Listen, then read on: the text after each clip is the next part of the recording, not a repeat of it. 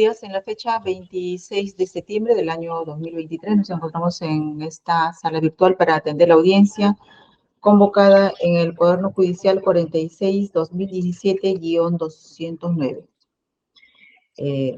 Vamos a pedir a las partes se puedan acreditar por el Ministerio Público. Adelante. Buenos días, señora magistrada, y a todos los presentes. Quien le habla, Cristian Ose Sorendo, fiscal adjunto del tercer despacho del equipo especial. Domicilio procesal, Girón Santa Rosa, 260, séptimo piso, casilla electrónica 48884, los demás datos ya consignados en auto.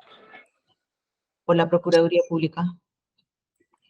Bien, en representación de la Procuraduría Pública DOC, Silvia Ramírez Plasencia, con registro CAL 48.573, con domicilio procesal en la calle Antequera, 110 San Isidro, casilla electrónica 83811 y casilla judicial 31097. Abogado del señor Ollanta Moisés Humalatazo. Señoría, muy buen día a usted y a todos los presentes. Juan Carlos Portugal Sánchez, con registro en el Ilustre Colegio de Abogados de Ayacucho, 3022, 981 59 67 60 es mi celular, 59245 mi casilla electrónica y notificaciones @estudioportugalsanchez.pe mi correo electrónico, señorita jueza. Bien, ¿alguien más está enlazado? ¿Nos puede indicar, asistente? Sí, señorita. Se encuentra enlazado también, doctora, el representante del Ministerio Público también. Adelante. Sí, señorita juez, ya me consigné inicialmente. Cristian Ose Sorendo, fiscal adjunto del tercer despacho. Sí, la señorita Carol Canales, Sí, ella se encuentra como mi interconsulta, doctora. preséntese. Muy buenos días, Carol Josefina Canales Arista, con colegiatura del Colegio de Abogados de Lima Norte 1224, con domicilio procesal físico y electrónico consignado en autos. Asistente, ¿hay escritos, documentos para dar cuenta en la presente incidencia? Sí, señorita magistrada. Tenemos dos escritos presentados por la defensa técnica, el doctor Juan Carlos Portugal Sánchez. El primer escrito con número de ingreso 34.118, presentado por la defensa de Ollanta Moisés Humalatazo, que tiene como sumilla: presento como anexos documentos que acompañan el escrito de fecha 14 de julio del 2023 y que serán utilizados para la audiencia de nulidad de transferencia programada para el presente día, doctora. Este es en cuanto al primer escrito, y en cuanto al segundo escrito tiene como número de ingreso 35.383 y tiene como sumilla: presento como anexos documentos que serán utilizados en la audiencia de nulidad de transferencia programada para la presente fecha. Esto es en cuanto a los dos escritos que se dan cuenta, señorita magistrada. Los dos escritos son de la misma parte. Exacto, doctora. Señoría. Bien, a los escritos ingresados por mesa de parte con los cargos 33.118, 35.383 del año 2023 que se acaba de dar cuenta, téngase presente y agréguese a los actuados. Bien. Presentamos a las partes para instalar la audiencia. ¿Alguna observación por el Ministerio Público, por la Procuraduría, Ninguna, señora juez. por la defensa? Ninguna, señoría. Señorita magistrada, disculpe, Sí. los escritos que han presentado recién han sido presentados el día de hoy porque no los tenemos en nuestra casilla hasta el momento. Bien, a ver, notifíquele en este acto a la señorita procuradora. Sí, señorita magistrada, previa a esta audiencia se ha notificado a la procuradora en el correo señalado. Ah, ya se le envió. Son Exacto. anexos, documentos. Exacto, doctora. Bien. Esos anexos también tiene que darse cuenta, ¿no? Al señor abogado, no se olvide en su intervención. Sí, señoría, si me permite 10 segundos. Bien, vamos a primero dar por instalada la audiencia. Ok. Y luego, en su momento, ya usted va a dar cuenta de esos escritos. A ver. Se da por instalada la presente audiencia y acto seguido concedemos el uso de la palabra a la señorita abogada representante de la Procuraduría Pública a efectos de que pueda oralizar su solicitud de nulidad de acto jurídico. Bien, adelante. Bien, señorita magistrada, gracias. En esta oportunidad, la Procuraduría está presentando una demanda de nulidad de acto jurídico contenido en la escritura pública de fecha 16 de septiembre del 2016. que contiene a su vez el título archivado 2016-016-54-064 de fecha 19 de septiembre del 2016, en el que el investigado Ollanta Moisés Humala Tazo otorga en anticipo de legítima a su hija Hilary Humala Heredia 2 bienes inmuebles que paso a describir. Uno, contenido en la partida 41888202, cuya descripción es Avenida Armendáriz, número 564, departamento 102, Miraflores. Segundo bien inmueble, contenido en la partida 41888245, cuya descripción es Avenida Armendáriz, número 568, estacionamiento 1, Miraflores. Asimismo, tenemos nuestra pretensión accesoria, en el que solicitamos se declare la cancelación de los asientos registrales, asiento C0002 en mérito al título archivado 2016-016-54-064, en mérito a la partida registral 41888202, asimismo también el asiento C0002 en mérito al título archivado 2016-016-54-064, contenido en la partida registral 41888245. Ahora bien, dentro de esta demanda de nulidad de acto jurídico tenemos como emplazados al investigado, a su hija y en este caso también a la señora Nadine Heredia Alarcón, puesto que ella interviene en representación de la menor hija para celebrar este acto jurídico, estableciendo así la relación jurídica material dentro de este proceso de nulidad de acto jurídico, cuyo demandante viene a ser la Procuraduría. Pues bien, dentro de este proceso, que sabemos muy bien, está relacionado con el proceso penal en el que se le investiga al investigado Ollanta Humala Tazo, justamente porque en su condición de calidad de expresidente habría incurrido en actuaciones ilícitas, desarrollándose la imputación en los siguientes fundamentos. Habría intervenido indirectamente en su calidad de presidente de la República en los procesos de licitación realizados por Provías Nacional durante los años 2011 al 2014. A fin de que estas empresas, conformantes por el Club de la Construcción, que se le denomina este caso, se vean favorecidas con la adjudicación de la Buena Pro. Asimismo, habiendo integrado esta organización para lograr beneficiarse económicamente, desprendiendo un rol fundamental de actuación cuya contribución consistió en asegurar la asignación del presupuesto dinerario al Ministerio de Transportes y Comunicaciones, destinado a obras de carreteras para los fines del club. Asimismo, por tales argumentos que están amparados en la tesis fiscal, es que aún sigue inmerso en esta investigación por las actuaciones ilícitas que se denomina este caso Club de la Construcción. Ahora bien, prosiguiendo con los fundamentos de nuestra demanda de nulidad, debemos de precisar que nuestra fundamentación jurídica se ampara en el artículo 97 del Código Penal, que señala estrictamente que todo acto practicado posterior al hecho punible deviene nulo por cuanto disminuye el patrimonio y se hace y no se puede cobrar el pago de la reparación civil.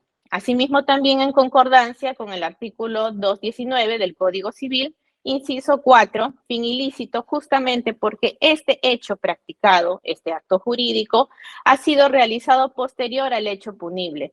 En este caso, lo que podemos vislumbrar es que a este acto a título gratuito, en el que obviamente no se puede amparar el artículo 2014 del Código Civil, hacemos referencia de que justamente aquí ha habido una intención de desprendimiento por parte del investigado de su bien para justamente no hacerse responsable de alguna manera del pago solidario de la reparación civil. Asimismo, también describimos el inciso 7 del citado artículo 219 del Código Civil, que señala cuando la ley lo declare nulo, justamente por lo ya mencionado en el inciso 4, por el fin ilícito. Ahora bien, debemos de señalar que en esta demanda de nulidad, este acto jurídico, a título gratuito, como ya lo he descrito, ha sido celebrado con posterioridad al hecho punible.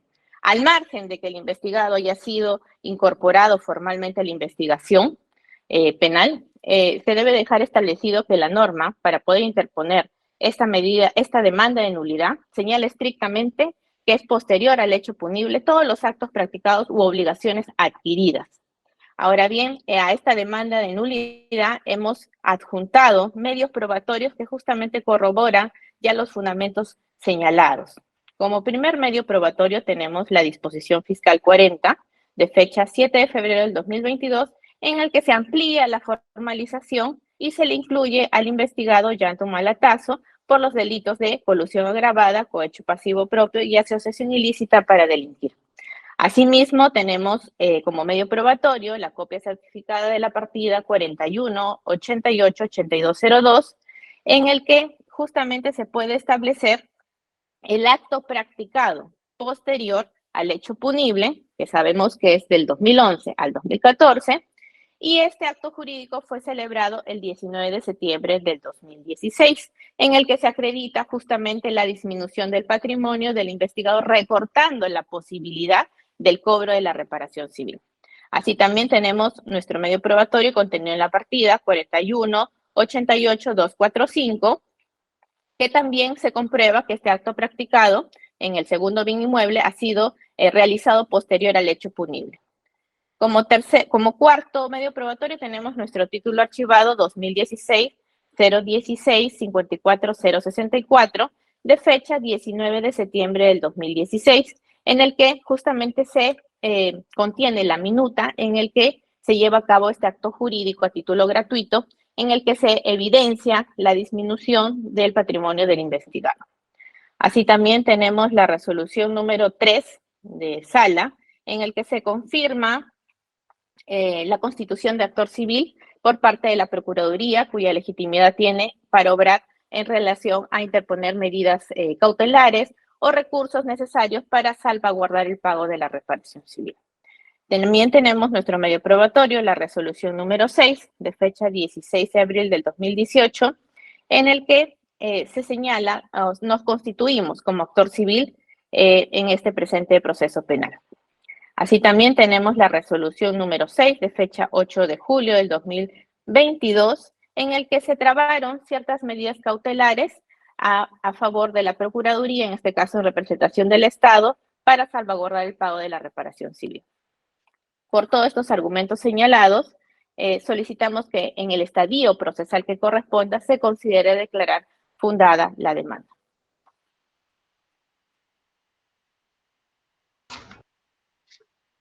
Bien, vamos a conceder el uso de la palabra al abogado. Pero primero precísenos, señor abogado, ¿está usted por el señor Ollanta Moisés Humala Tasso y también por su esposa Nadine Heredia? Solo por el ciudadano Ollanta Humala Tasso, señoría. Ya, respecto de Nadine Heredia Alarcón. Permítame un agregado, señorita jueza. Se le ha notificado, el especialista de causa ha correctamente notificado a la señora Nadine Heredia. Sé por su versión que en efecto así ha sido notificado, sin embargo no ha planteado ningún tipo de observación, más sí lo hemos hecho por el contrario nosotros. Quería informar esto con el propósito de evitar cualquier discusión a propósito de la presencia de la defensa de Nadine Heredia o de ella misma en la presente audiencia. Bien, a ver, asistente de audiencia, si nos puede informar antes de continuar. Sí, señora magistrada, se está verificando que efectivamente se ha notificado conforme a casilla la defensa, pero previo a este acto no ha presentado ningún recurso, doctor, es por eso que no se encuentra conectado. Ya. A la señora Nadine Heredia Alarcón se le ha notificado válidamente en su domicilio. ¿A qué domicilio le han enviado? Es correcto, señorita jueza.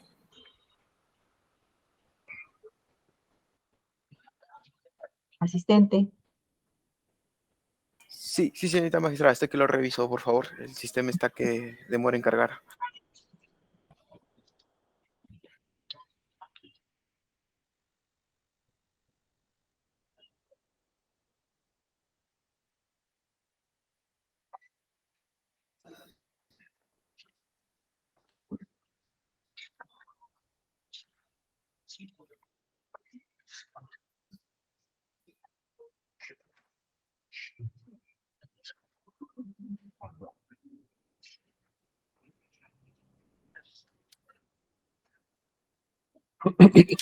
Señorita magistrada, se ha notificado la casilla 29245.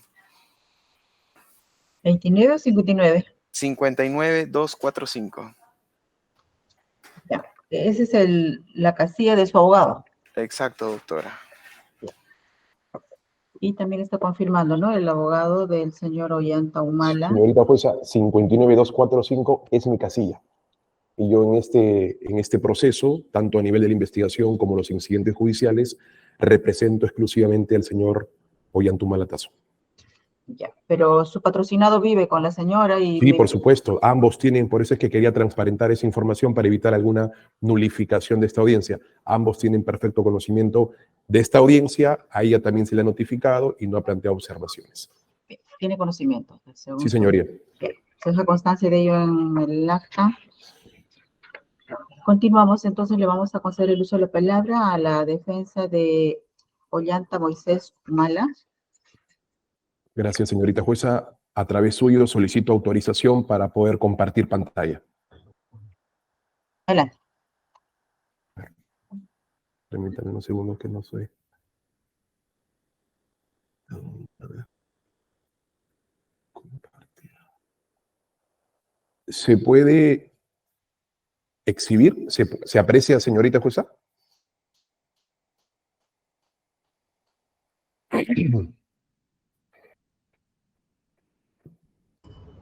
Sí, puede usted continuar. Gracias, muchísimas gracias. Este es el petitorio, señorita jueza. Solicitamos que la solicitud propuesta por mi colega del actor civil se declare improcedente. ¿Cuáles son nuestras razones? En esencia son tres.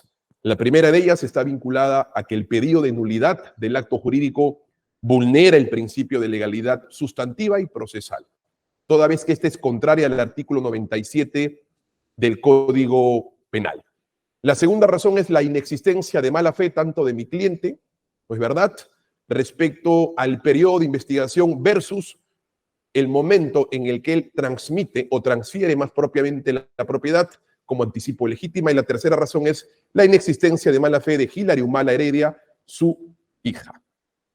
Señorita jueza, primera razón, el pedido de nulidad del acto jurídico vulnera el principio de legalidad porque esta contraviene el artículo 97 del Código Penal. Centremos el foco de atención, magistrada, en lo que dice, no lo que dice el escrito del actor civil, que lo ha firmado la doctora Silvana Carrión, ni lo que se ha dicho en audiencia por parte de mi clienta, porque tanto el escrito como lo que se ha oralizado cambian sustancial y irresponsablemente el contenido legal del artículo 97. Para delimitar nuestra intervención es fundamentalmente importante que se lea sinceramente, sin alteración de su semántica, sin alteración de su norma, ¿no es verdad?, el artículo 97 y su contenido legislativo.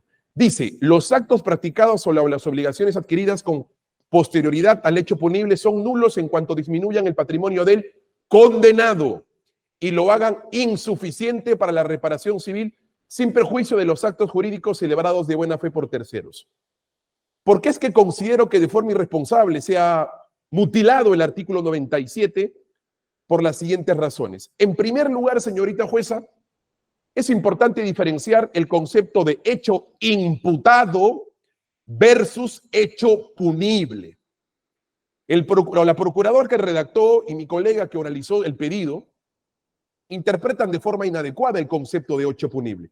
Una cosa muy diferente es cuando inicia la investigación y cuando se imputa un hecho a un ciudadano, hecho imputado, hecho atribuido, y otra cosa muy diferente es el hecho punible, que necesariamente, señorita jueza, requiere el análisis de los tres elementos de la teoría del delito y además de su sanción. Requiere, en definitiva, como dice el profesor Villavicencio Terreros, maestro de grandes generaciones, el delito es una conducta típica, antijurídica y culpable. Algunos autores señalan, además, el agregado de la punibilidad como un elemento adicional a este. Y dice el propio autor que puede ocurrir que pese a la existencia del delito no sea posible la punibilidad por diferentes razones. Esto significa, en definitiva, señorita jueza, de que para calificar a un hecho como punible no lo podemos asociar como hecho imputado, en donde Fiscalía le atribuye una responsabilidad. Hecho punible supone en buena cuenta el tránsito del hecho imputado por la fase de investigación, por la fase de etapa intermedia y por la condena en juicio oral. Hecho punible significa en buena cuenta que la persona a quien se le atribuye el hecho imputado, para convertirlo en un hecho punible, necesariamente ha merecido una sanción, una pena, suspendida o efectiva, pero sanción luego de agotado el procedimiento de la actividad probatoria en juicio oral y luego de una sentencia condenatoria, por supuesto.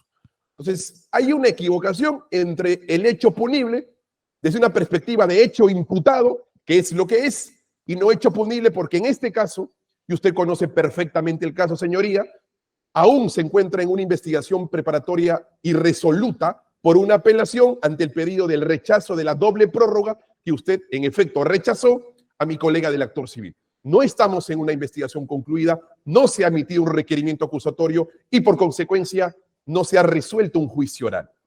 Por eso es que incluso en el pedido de la propia procuradora señala de manera bastante escueta que mi cliente no tendría la capacidad suficiente para poder cubrir la reparación civil. Pero en realidad, si usted da una lectura sincera y reflexiva de ese apartado, no explica por qué con otros bienes no puede cubrirla. Pero en el hipotético caso que así sea, le está colocando un monto, la propia procuradora le está colocando un monto que corresponde, en palabras de la propia procuradora, a una reparación solidaria de cerca de 50 investigados entre personas naturales y personas jurídicas en el denominado caso del Club de la Construcción. Por eso es que, como dice correctamente, y es con lo único que coincido por parte de la procuradora, que esto se dé en el estadio correspondiente. Y el estadio no es este, ni etapa intermedia, el estadio es en juicio, acabada la actividad probatoria y emitida una sentencia de carácter condenatorio. Pero fíjese, señorita jueza, ¿por qué es que señalo que se ha modificado el contenido establecido en el artículo 97 del Código Penal para darle o para adecuar el pedido del procurador? Adecúa, pero tergiversando, mutilando el artículo 97, que es expreso y claro. Fíjese, señorita jueza, por favor, en la página 7, ahí lo identifico en el PPT que hemos trabajado para orientar el nivel de concentración. En la página 7 del escrito de la Procuraduría versus la regulación que no debe ser tergiversada o modificada.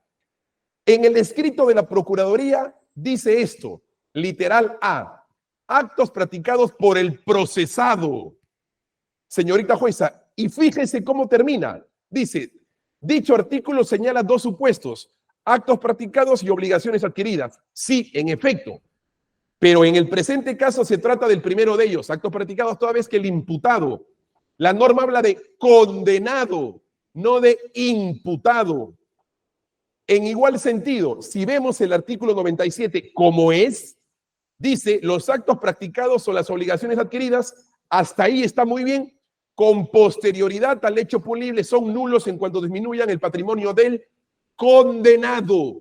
No habla de imputado, sino de condenado, luego de la actividad probatoria, luego de una sentencia de carácter condenatoria. Pero no solamente ese, señorita jueza, en la misma página 7, en el fundamento 4.1 del escrito de la Procuraduría, altera nuevamente, altera el contenido del artículo 97 para adecuarlo a su pedido, pero en desgracia y en perjuicio de lo que el legislador ha definido. Dice, el artículo 97 del Código Penal prescribe que son nulos los actos practicados o las obligaciones adquiridas que sean posteriores al hecho punible. Y fíjese, en cuanto disminuyan el patrimonio del imputado, nuevamente, es del condenado. Y además agrega algo que la norma no dice. Dice, haciéndolo insuficiente para la reparación que diera lugar posteriormente. O sea, está tratando de adecuar este pedido como si se tratara de una medida cautelar, como una inhibición o un embargo para el procesado. Pero lo que corresponde en esta nulidad de transferencia es una ante el condenado. Se le da al condenado, no al procesado. Para el procesado tiene otras alternativas, como el embargo o la inhibición. Pero fíjese esta alteración, haciéndolo insuficiente para la reparación civil que diera lugar en el futuro, ¿no? Posteriormente. Pero ¿qué dice el artículo 97? Dice condenado y dice y lo hagan insuficiente para la reparación. No que diera lugar posteriormente. Para la reparación impuesta en la sentencia, no por imponer en una eventual sentencia, no por una eventual reparación, como equívocamente se ha alterado en el escrito de la Procuraduría. Otro, señorita jueza, si usted revisa el artículo o la página 7 del pedido de la Procuraduría, dice disminución del patrimonio con la intención de hacer insuficiente. La norma no te dice eso.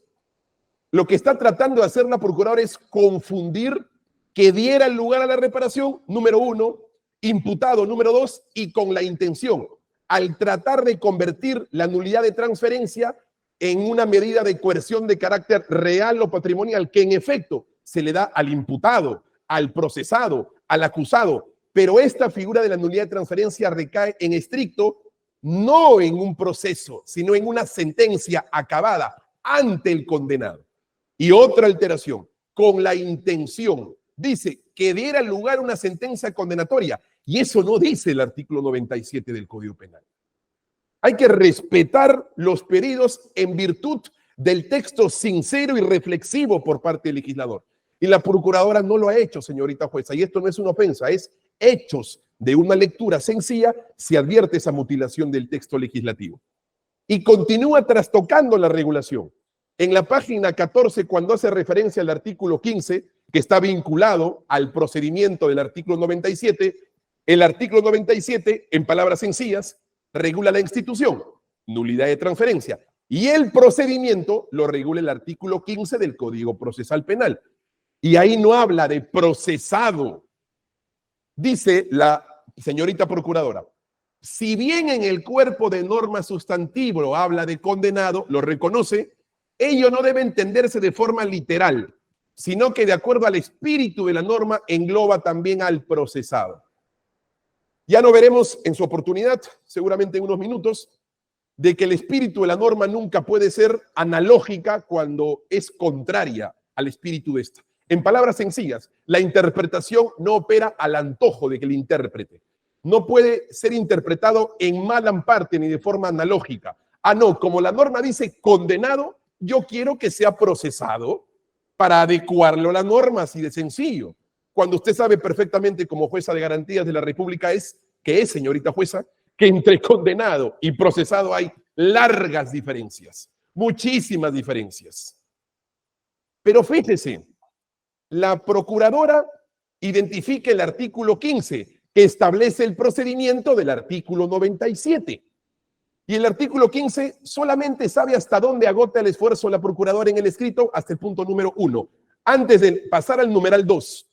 Pero no le dice a usted, señorita jueza, que este mismo artículo que regula el procedimiento de nulidad de transferencias, dice en el literal D que selectivamente no se ha colocado en el escrito lo siguiente: el órgano jurisdiccional competente para dictar sentencia se pronunciará sobre la nulidad demandada.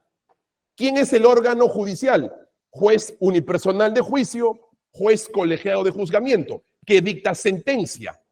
Se puede, en efecto, solicitar en investigación preparatoria, en etapa intermedia. Por supuesto que sí, pero no se puede resolver sino hasta la sentencia por el juez competente. Esto en particular, el literal D, no se ha identificado, no se ha colocado, simplemente se dejó hasta el numeral 1. Ahí quedó, pero no se ha contado la novela completa, señorita jueza, como en efecto establece el mejor texto que a mi juicio se ha dado en el Perú, Derecho Procesal Penal, lecciones del profesor y juez supremo César San Martín Castro, en la página 349, fundamento 3.3, dice: la declaración de nulidad de actos jurídicos postdelictivos, y el profesor señala que este no es una medida o de tratamiento de procesado o de investigado o imputado, sino de sentenciado, postdelictivo.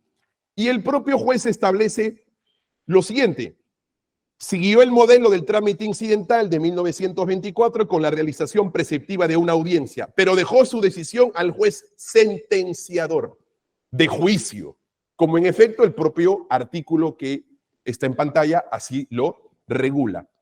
Pero, y finalmente, señorita jueza, respecto a este punto, fíjese la interpretación que disiento, por supuesto, porque es contraria a los estándares constitucionales y a los estándares convencionales.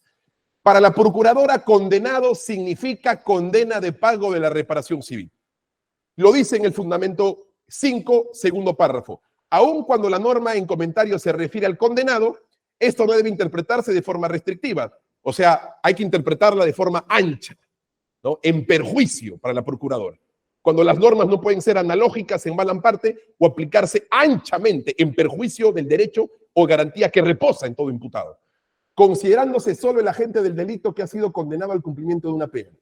Sino que dicha norma está referida a la condena de pago. O sea, condenado para la procuradora es condena de pago.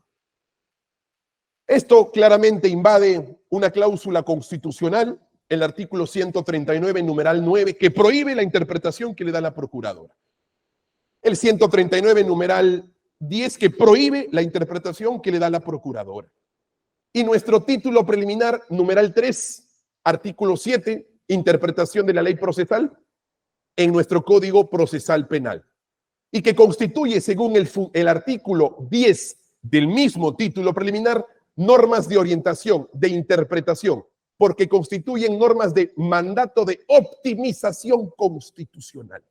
No son leyes ordinarias, por alguna razón están encapsuladas en el título preliminar, porque estas constituyen, a propósito de su último artículo, 10, título preliminar, normas de fundamento de optimización constitucional. Y claramente no se permite... Ya concluyendo su intervención. No se permite una interpretación así, de la forma en cómo se le está otorgando. Muy bien. Muy rápido, señorita jueza, para cumplir con la tarea del tiempo. Entonces, la nulidad no es una vía incidental cautelar. Es una vía agotada la actividad probatoria en sentencia. Para tal efecto, existen otras, como la inhibición, el embargo o la incautación, que es para investigado, pero no para condenado. En efecto, señorita jueza, y es un documento que hemos incorporado el día de hoy, en la sentencia en el caso Cruciat se pidió exactamente lo mismo y efectivamente en la sentencia se resuelve la nulidad de transferencia. Y se dijo que este es un incidente que se generó desde instrucción, pero que debe resolverse con la sentencia porque la norma así lo exige. En la sentencia. Muy bien. Ahí está. En igual sentido, señorita jueza, por transparencia debe usted saber que este mismo pedido ha sido solicitado por la procuradora exactamente en el juicio en el que actualmente se le sigue a Ollanta, no soy abogado en ese caso, pero se le sigue a ella, a Nadine Heredia y otros acusados por lavado de activos por los aportes, supuestos aportes de Venezuela y Brasil. Se ha pedido exactamente lo mismo. Acá la abogada en ese caso opuso, y es exactamente sobre el mismo bien que se discute hoy, realizó esas observaciones y en efecto, señorita jueza, en efecto, el juzgado colegiado de ese juicio integrado por la doctora Coronado Salazar, Caballero Laura y Oliver Bengoa Iglesias, el día 4 de abril de 2022 se generó este incidente. Aquí está el incidente que se genera a propósito de lo solicitado por la procuradora para que se incluya ese pedido al término de la sentencia.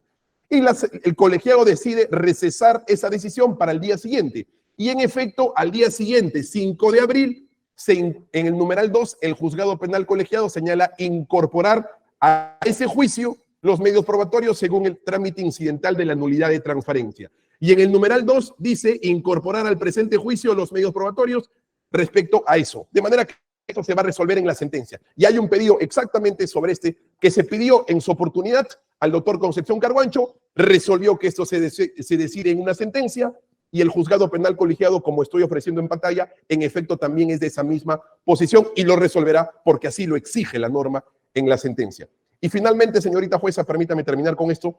La segunda razón que está vinculada a la tercera, no hay mala fe de mi cliente, porque es importante sincerar el análisis en tiempo. Es importante retroceder atrás, valga la redundancia, retroceder hacia tiempos lejanos para identificar cuándo se vendió esta casa. Mediante escritura pública de fecha 3 de junio del 96, mi cliente adquiere mediante escrito hipotecario ese inmueble. En el 96, cuando no era presidente, cuando no estaba incluso casado. Ollanta Humala-Tazo y el Banco de Crédito del Perú resuelven a través de consensos que este contrato debe, que esta venta del inmueble asume o asciende a $48.000 y se resuelve en 2 cláusulas de pago. El 1 de septiembre del año 2016 se da la cancelación total de la garantía hipotecaria. ¿Cuándo se da el anticipo de legítima? 16 de septiembre del 2016. ¿Cuándo se inicia investigación? Como ahí lo establezco evolutivamente en pantalla, el 26 de diciembre del 2017. 1 año, 3 meses y 10 días antes se da el anticipo de legítima respecto a la apertura de investigación. Pero a mi cliente no aparece en la apertura de investigación, sino aparece años después, casi 5 años después. El 7 de febrero del 2022, a través de la disposición 40, se incorpora a Humala. Eso fue 5 años, 4 meses y 20 días después del anticipo de legítima. De tal suerte que no podríamos hablar de mala fe ni de que el acto jurídico que se haya celebrado el 16 de septiembre del 2016 sea fraudulento, porque mi cliente no estaba, ni siquiera el caso se había iniciado. Se inició 1 año y medio después, no con mi cliente. Se incorporó 5 años después. El acto jurídico que sí podría ser fraudulento es cuando una persona sabe que está investigada y genera el acto jurídico para sustraerse del patrimonio. Pero nadie tiene, señorita jueza, con todo respeto, la lámpara para ver más allá de lo evidente y decir voy a anticipar voy a hacer este anticipo legítima porque en 5 años, 4 meses y 20 días me van a incorporar a la investigación. Es ahí, datos objetivos, no discrecionales o subjetivos, que se tiene que sincerar el análisis para determinar si hay mala fe o no. Y finalmente, señorita jueza, no hay mala fe por parte de porque así lo sugiere expresamente en el documento de la señorita procuradora, la que firmó cuanto menos este documento, porque la hija de mi cliente tenía 14 años en aquella fecha.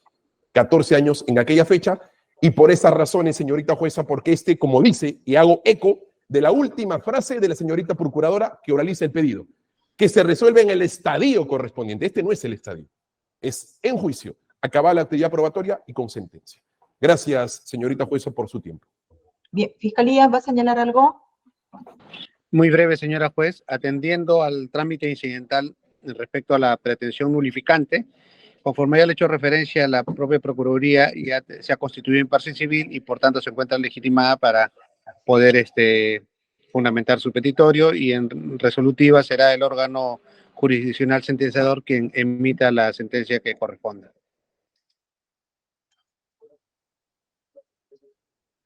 Bien, a ver, se le corre de traslado a la Procuraduría sobre las alegaciones expuestas por la defensa del señor Ollanta Moisés Humala-Tazo. Bien, señorita magistrada. Efectivamente, nuestra demanda de nulidad es un acto postulatorio y como ya lo hemos referido, en el estadio procesal que corresponda, se considerará declarar fundada, obviamente de acuerdo al estadio cuando hay una sentencia. Efectivamente, hasta allí estamos de acuerdo y eso lo he mencionado desde el principio. Pues bien, también debo de precisar, como también ya lo ha hecho el abogado de la defensa del investigado, claro, efectivamente, el artículo 97 en este caso nos conlleva al artículo 15 del Código Procesal Penal. Y voy a ceñirme estrictamente al procedimiento que señala el Código Procesal Penal en su artículo 15 para poder interponer estas demandas de nulidad. Y hay que ser muy específico. Por ejemplo, ¿no? En el numeral 1 dice, el Ministerio Público o el actor civil, según los casos que corresponda, aplicar lo dispuesto en el artículo 97 del Código Penal o cuando se trate de bienes sujetos a decomiso de conformidad con el artículo 102 que hubieran sido transferidos o grabados fraudulentamente.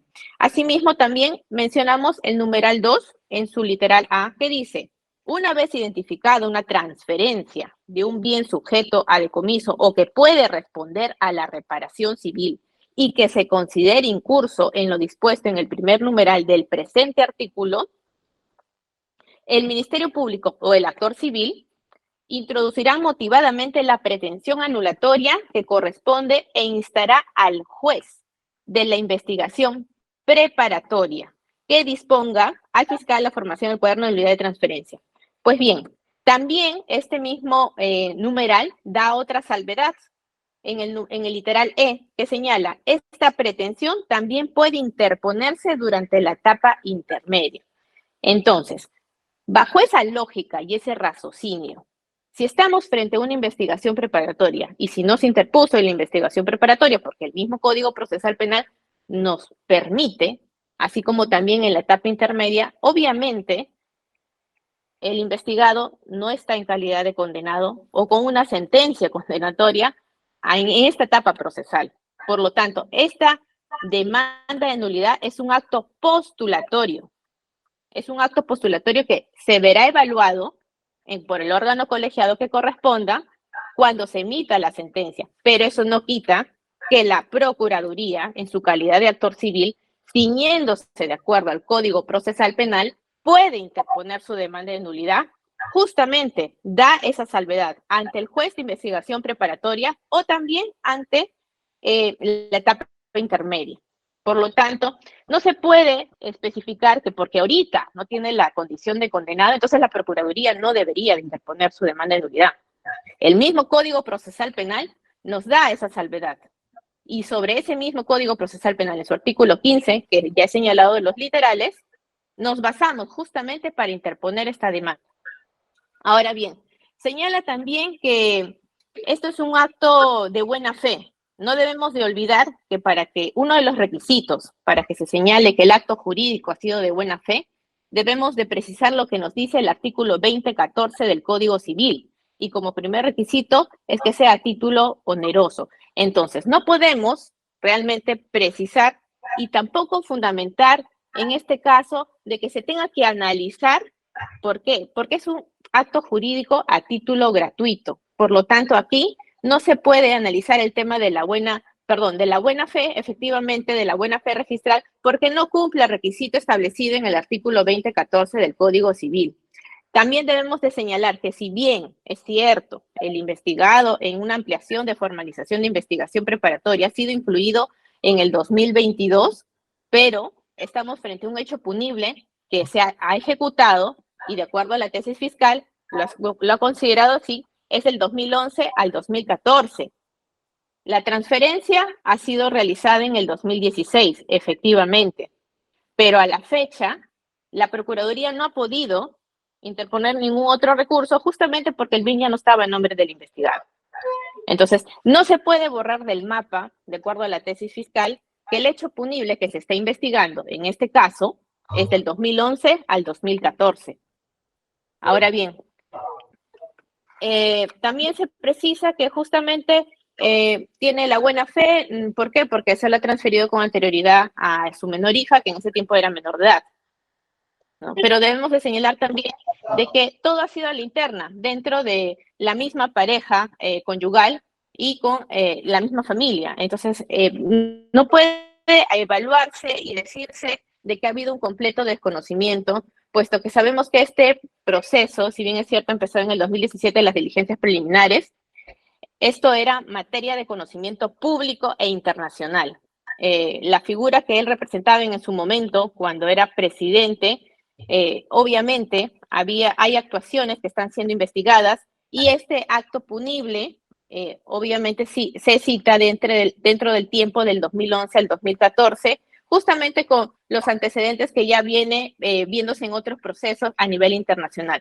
Por lo tanto, de repente, pues se puede presumir que efectivamente es una manera de salvaguardar el patrimonio, porque evidentemente no todos han podido cumplir con digamos, para que puedan cumplir con el pago solidario, no todos podrían responder. Hay muchas demandas de nulidad que se están interponiendo justamente por esta razón. Y no olvidemos que tenemos una reparación civil provisional de 168.648.182.11, que es provisional. Y por lo tanto, no todos van a poder responder. La Procuraduría tiene la labor y la misión que en representación del Estado se pueda salvaguardar ese pago de la reparación civil. Y el mismo Código Procesal nos permite este mecanismo en este acto postulatorio. Eso es todo, señorita magistrada. Bien, vamos a la segunda parte de esta audiencia en esta demanda de nulidad de acto jurídico, que es los medios de prueba, ofrecimiento de medio de prueba. Y hemos escuchado a la Procuraduría que ha señalado los medios de prueba que trae, los que figuran en el punto 7, los ha oralizado uno por uno. Bien, ahora preguntamos a la defensa del señor Ollanta Humala si ha presentado medios de prueba, con qué escritos y cuáles son estos y cuál es su finalidad que va a probar con cada uno de estos elementos de prueba. Señoría, en principio no me dio oportunidad para hacer la dúplica respecto a lo que señaló la procuradora. Bien, a ver, 2 minutos y luego usted me va a exponer en cuanto a los extremos del medio de pruebas, ¿ya? Sí, 2 con minutos. mucho gusto. Correcto. Muy bien.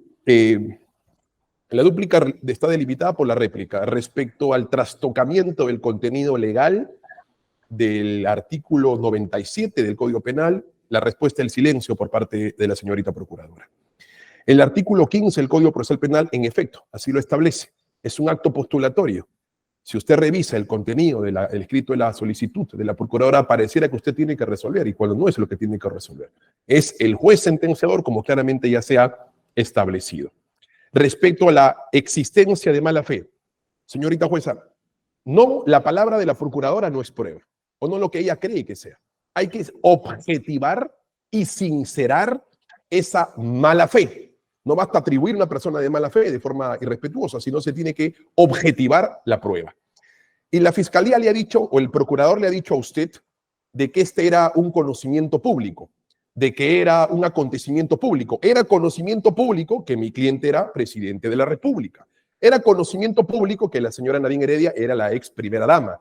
Pero la fiscalía no le ha entregado a usted un solo documento periodístico, un solo reportaje periodístico, una sola evidencia en ese sentido, de que establezca que a la fecha del anticipo de legítima ya se conocía del caso Club de la Construcción, ya se advertía del caso Club de la Construcción. Si vamos a ir a la fuente paralela y a hacer uso de la falacia de la falsa equivalencia, como es presidente y fue público, todo lo que involucra a Ollanta Humala también es público o también es de conocimiento. Si esto es así, se tiene que objetivar probaticamente.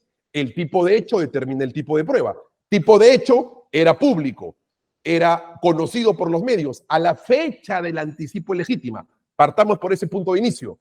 Y no le ha alcanzado ningún documento y no le va a alcanzar tampoco un solo recorte titular, porque ese caso no se conocía para aquella fecha, sino mucho tiempo después. De manera que lo que sí le estoy manifestando son datos exactos, sinceros, no uso de la falacia de falsa equivalencia. Y lo que también es cierto es la evolución en el tiempo. 1 año y medio después se inicia la investigación, no contra Ollanta Humala. 5 años después se incorpora Ollanta Humala. Son datos objetivos que sinceran y aterrizan a esa discrecionalidad. Y finalmente, si realmente hubiera mala fe, señorita jueza Salcedo, no hay embargo sobre este inmueble. Se hubiese podido vender, se hubiese podido alquilar, porque no hay ningún tipo de embargo, no hay ninguna afectación de carácter real sobre este inmueble. Y como quiera, que es la señora Nadine Heredia quien actúa en representación, porque tiene que actuar en representación de una menor de 14 años, no puede decirse que todo ha sido a la interna. ¿Quién representa a los menores? Los padres. Al contrario, si no utilizamos esa figura, estaríamos contraviniendo la norma. Así que no es que todo sea la interna. Es la madre quien representa al hijo. Jurídicamente es así.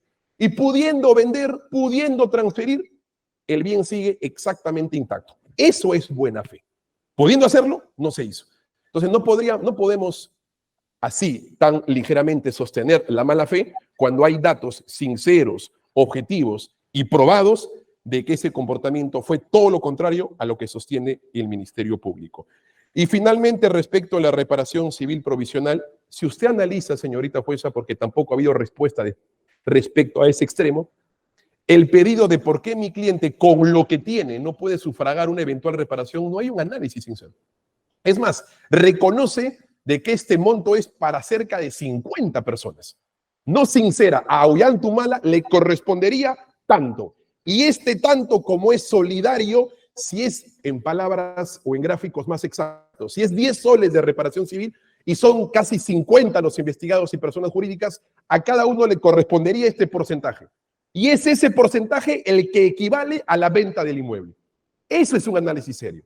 Ese es un análisis objetivo, sobre todo cuando hay anchedad, cantidad de investigados y personas jurídicas a quienes se les pide un monto solidario, señorita jueza. Gracias por permitirme el uso de dúplica. Sobre sus medios de prueba. Sí, son los documentos que he incorporado a lo largo de mi intervención, el anticipo de legítima, que también lo ha ofrecido el Ministerio Público, las disposiciones que también le ha ofrecido el Ministerio Público, los pagos en 2 cuotas y la cancelación de este que ha ofrecido el Ministerio Público, y son documentos, digamos, las sentencias que no es vinculado al hecho registral, pero que dan cuenta de que estos incidentes no se resuelven aquí, sino se resuelven en otra instancia, y que en efecto también hay un incidente exactamente sobre este. Algunos sostienen que este es un nebis in idem incidental.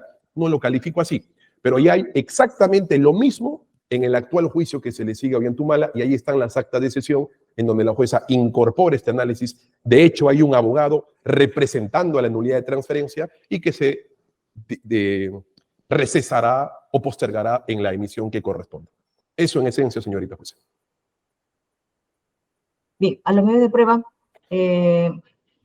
presentados por la Procuraduría no hay observaciones, no hay cuestionamientos. A los medios de prueba que está ofreciendo el abogado del señor Ollanta Humala, ¿tiene algo que señalar, Procuraduría?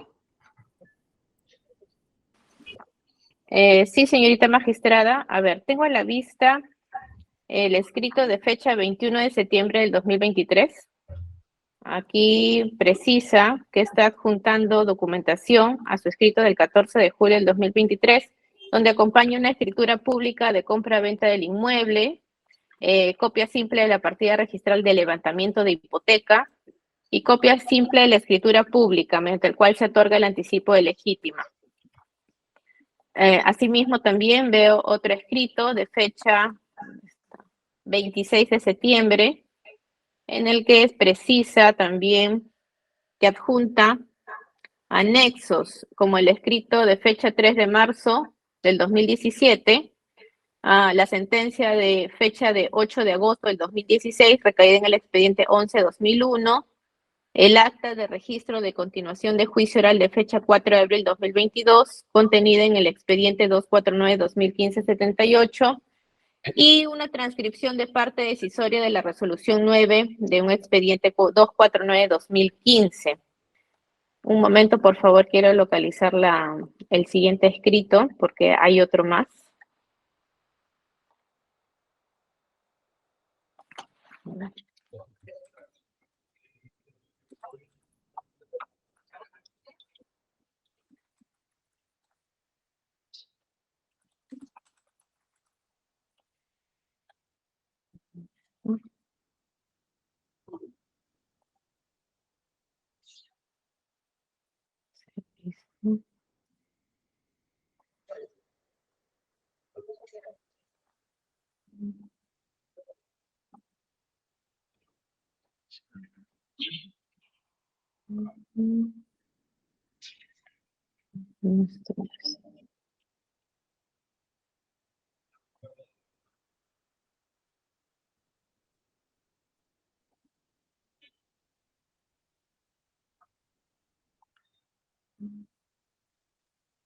No, la contestación falta.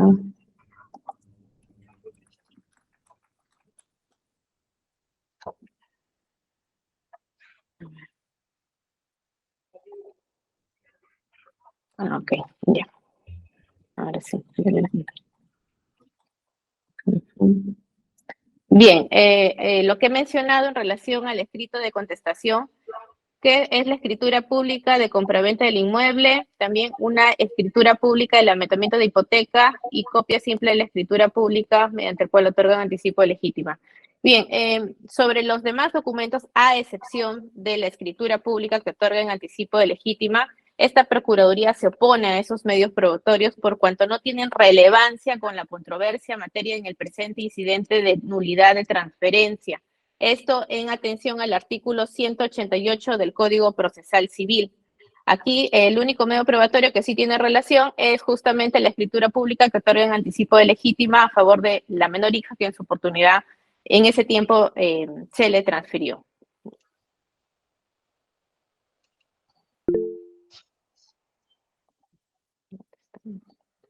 Bien, a ver, abogado. Señoría, es bastante sencillo.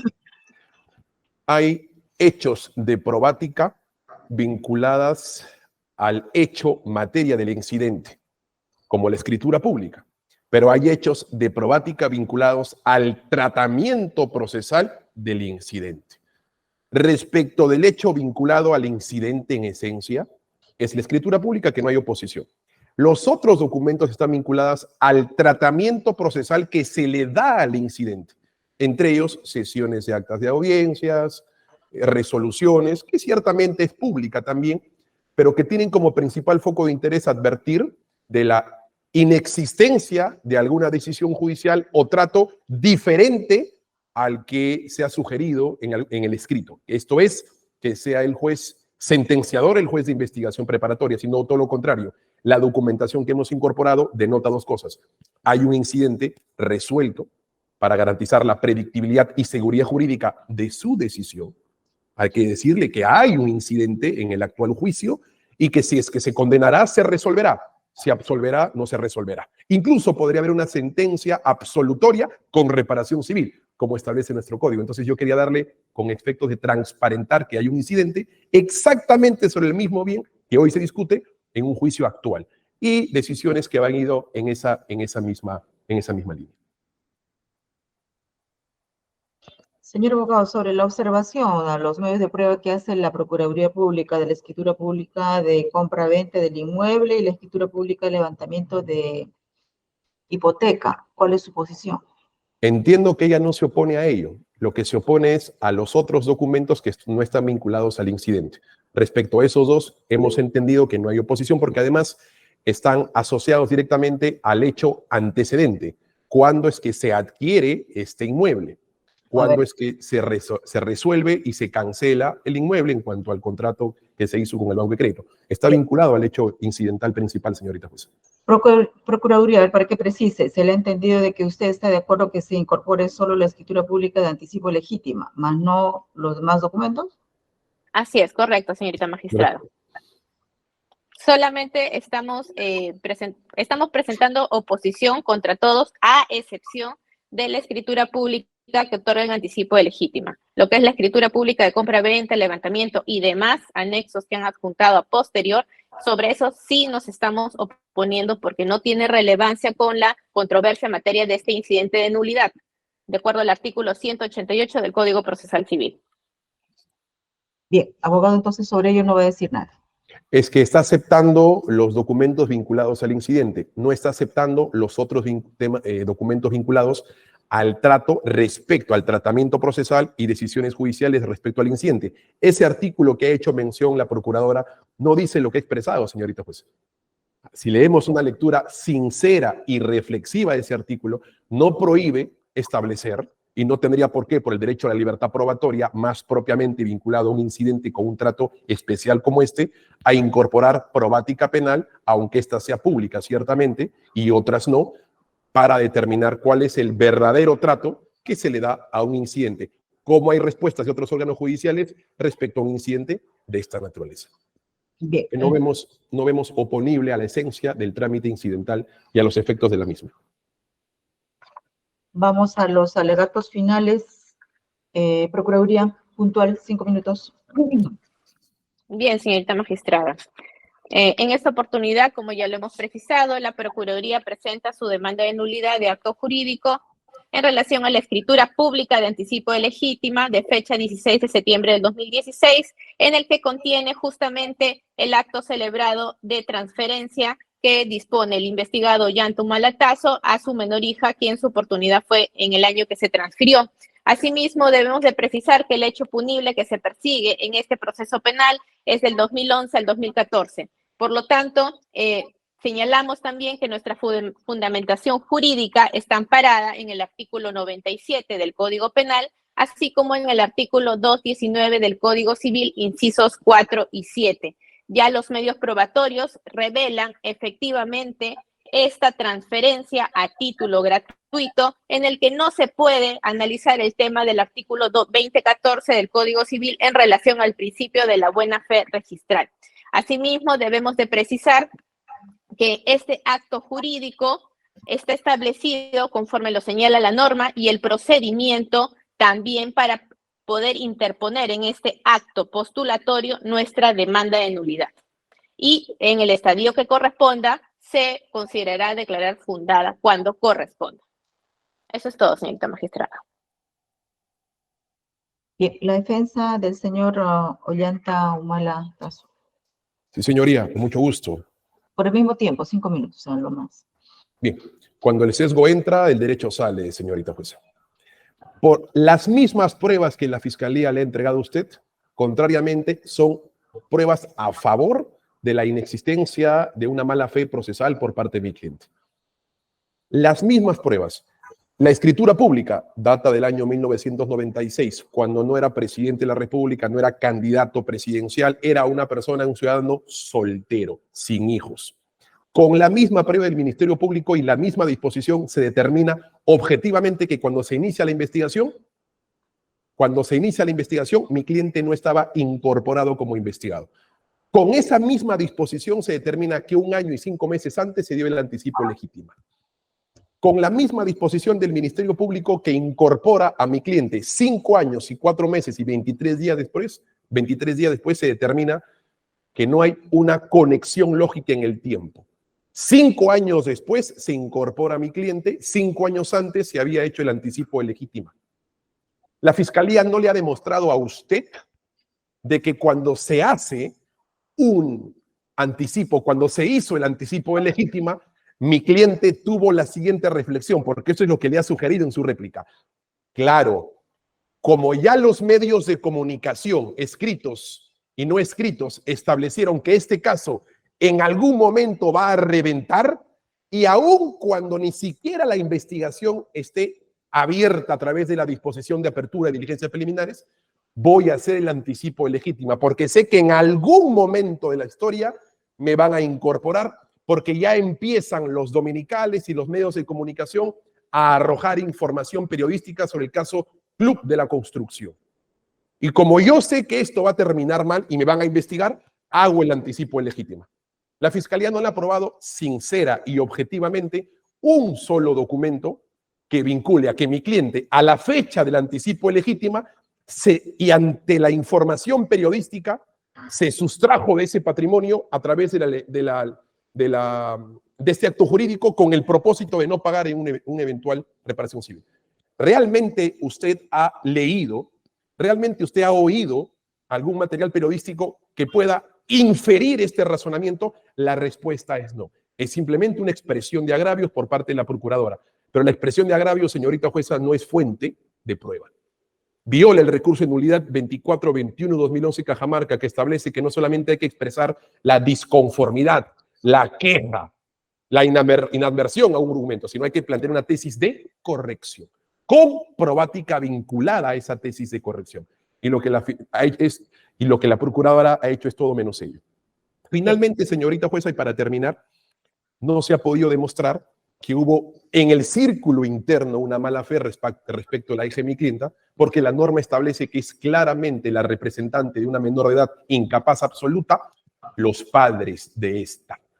De tal suerte que no podría determinarse en ese sentido esta decisión, y sí en efecto correspondería en todo caso, además, señorita jueza, a un juzgado sentenciador y no un juez de investigación preparatoria o etapa intermedia, la decisión de fondo respecto al particular. Gracias, magistrada.